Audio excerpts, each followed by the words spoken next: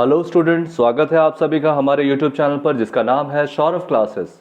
आज मैं जेपीएससी मुख्य परीक्षा के लिए राजनीति विज्ञान जैसे पॉलिटिकल साइंस से कुछ महत्वपूर्ण टॉपिक प्रारंभ करने की एक श्रृंखला प्रारंभ कर रहा हूं। तो आज जो हम अध्ययन का विषय को चुन के लाए हैं वह है कोलिशन गवर्नमेंट। कोलिशन गवर्नमेंट को हम लोग हिंदी में मिली जुली सरकार भी कहते हैं। तो चलिए राजनीति विज्ञान को प्रारंभ करते हैं।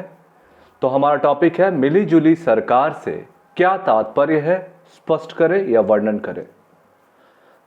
संसदीय पद्धति में कार्यपालिका का गठन व्यवस्थापिका के द्वारा किया जाता है। कार्यपालिका व्यवस्थापिका के प्रति उत्तरदायी होती है और कार्यपालिका का अस्तित्व व्यवस्थापिका के समर्थन पर आधारित होता है। संसदीय पद्धति में प्रायः एक दल सरकार का गठन करती है, लेकिन सदन में किसी एक दल को स्पष्ट बहुमत प्राप्त ना हो, उस स्थिति में दो या दो से अधिक दलों का गठबंधन सरकार का गठन करता है। इस तरह मिली जुली सरकार एक ऐसी सहयोगी प्रबंध का नाम है जिसमें विभिन्न राजनीतिक दलों के सदस्य सरकार का गठन, मंत्रिमंडल के निर्माण और प्रशासन के संचालन में एक हो जाते हैं। संक्षेप में मिली जुली सरकार सत्ता में भागीदारी के लिए चुनाव से पूर्व और चुनाव के बाद का मिलन है। मिली जुली सरकार बाहर से देखने में कितनी भी ठोस प्रतीत हो, परंतु अंदर से आंतरिक मतभेदों के कारण कमजोर होती है। इसकी स्थिरता और निश्चित रहती है।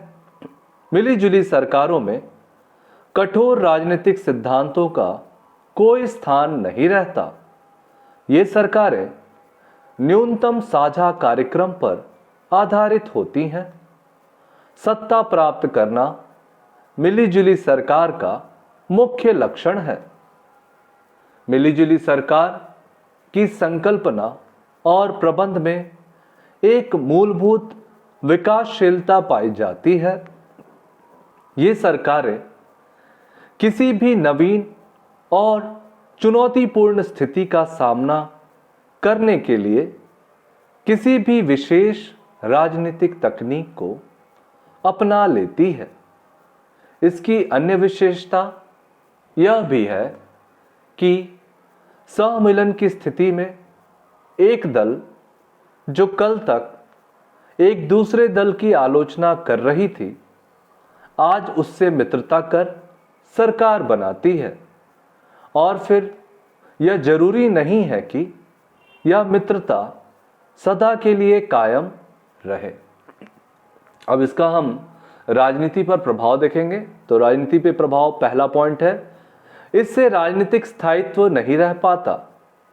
कुछ सरकार को छोड़ दें तो अब तक गठित 8 मिलीजुली सरकारों ने अपना कार्यकाल तक पूरा नहीं किया, अर्थात नीति क्रियान्वित करने के लिए सरकार को 5 वर्ष का समय मिलता है, लेकिन वे सफलतापूर्वक इस अवधि में कार्यों का संचालन नहीं कर पाते।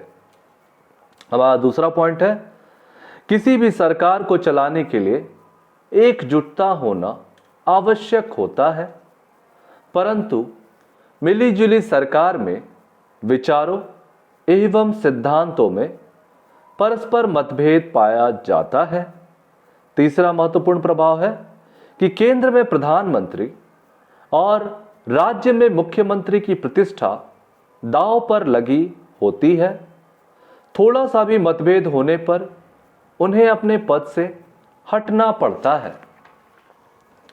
इसकी चौथी जो विशेषता है वह है, चौथा महत्वपूर्ण विशेषता, इसे संसदीय पद्धति के विपरीत माना जाता है, क्योंकि संसदीय पद्धति का सही संचालन 2 दलीय पद्धति में होता है और फिर इससे दल बदल नीति को भी प्रोत्साहन मिलता है। पांचवा है, इससे क्षेत्रीय दल भी शामिल रहते हैं, इसलिए स्वार्थगत राजनीति के अनुसार केंद्र एवं राज्य के संबंधों में तनाव का प्रवेश हो जाता है। छठा है, कानून और न्याय व्यवस्था में गिरावट, दिशाहीनता, राजनीतिक प्रतिद्वंदिता में गिरावट, क्षेत्रवाद को बढ़ावा, सांप्रदायिकता, जातिवाद और भाषाई राजनीति को प्रोत्साहन मिलता है। वस्तुस्थिति यह है कि भारत इस समय गठबंधन के भंवरजाल में फंसा हुआ है और आने वाले समय में इससे निजात पाना संभव नहीं है। आज जब मिलीजुली सरकारें हमारी नियति बन चुकी है, तो हमें इसी भविष्य को ध्यान में रखकर इसका सफलता का रास्ता ढूंढना होगा।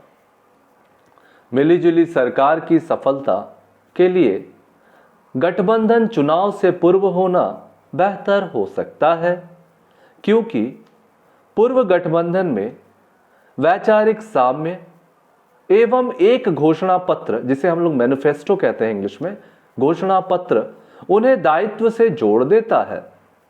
किसी भी सरकार में बाहरी समर्थन लोकतंत्र के नियमों का उल्लंघन है, इसलिए वैसी सभी पार्टी जो सरकार में शामिल होना चाहती है, उसे बाह्य समर्थन नहीं बल्कि सरकार में रहकर समर्थन देने के लिए प्रेरित किया जाए। मिलीजुली सरकार के नेतृत्व उसी दल को प्रदान किया जाना चाहिए जो गठबंधन में पहला स्थान रखता है।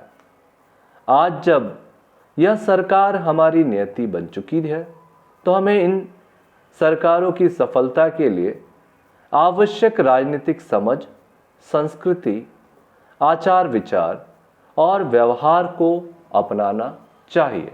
इस प्रकार से हमारा यह विषय यहाँ समाप्त होता है। मैं उम्मीद करता हूँ कि कोalition गवर्नमेंट यानी मिलीजुली सरकार आपको समझ में आ गया होगा। आज के लिए इतना ही। धन्यवाद।